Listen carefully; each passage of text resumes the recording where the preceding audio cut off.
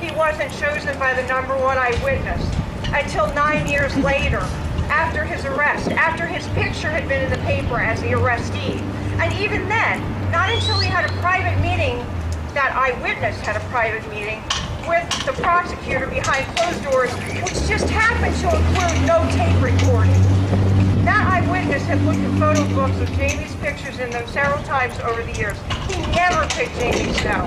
But he got on the stand at Jamie's trial and said, "I'm 100% sure that's the man I saw at the gas station. I can never forget those eyes." At the co-defendant's trial the month before, he said, "I'm 75% sure." His story changed over and over.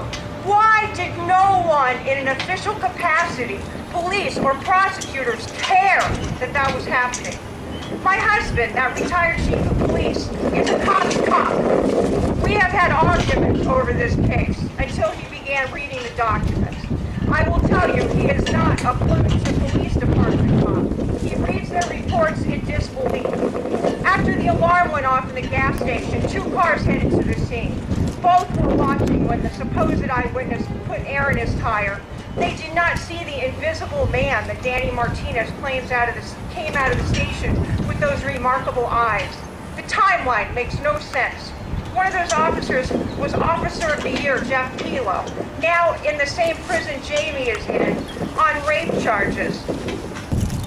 Pilo has filed an affidavit in support of Jamie, but is no longer considered credible, unlike when Tina Griffin put him on the stand and only asked him questions that supported her desire and intent to convict Jamie Snow. Sometimes a prosecution team gets so involved in keeping score of wins and losses that they forget this is not a competition, that justice matters.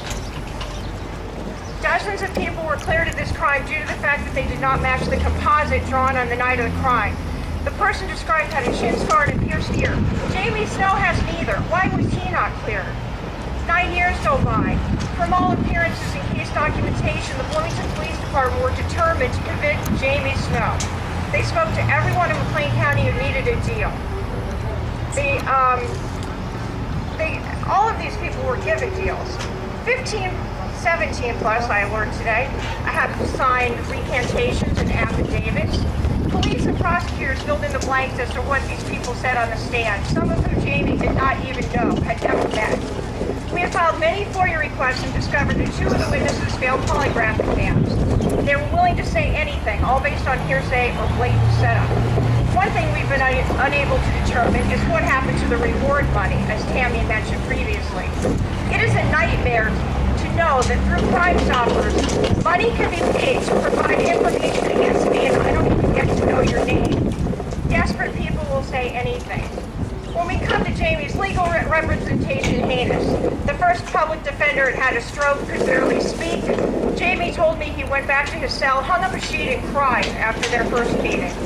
The judge brought in an assistant, a depressed, bipolar alcoholic in the middle of an emotional divorce. He spoke to me and his sister about his desire to become a professional gambler. His pleasure in the legal profession. Now we know the details. Greg Pistol was arrested later and went to prison himself for milking an old woman out of $250,000, and it's all detailed in his sentencing hearing. None of this begins to touch the iceberg. I sat and watched a circuit court judge speak from the dais, confirming the details. Yes, I know. I knew Jamie's attorney. Yes, he's mentally ill and suffering from addiction. But that doesn't matter. I was in disbelief. There are so many instances within this trial where people were never contradicted. It was possible. We don't believe that the attorneys even read the details of the case after they were paid to sit in on the co-defendant's trial and observe the private attorney gain her freedom with the not guilty verdict. Bad enough that Susan sat in jail for a year and had to give birth as a prisoner and be ripped away from her baby after his birth.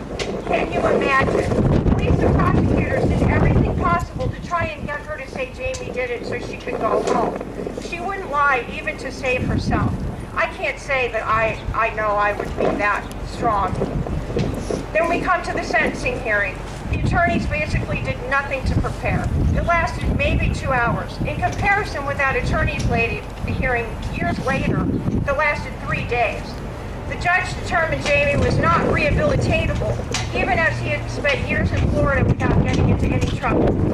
Jamie went 6 or 7 years in prison without a phone call or a visit.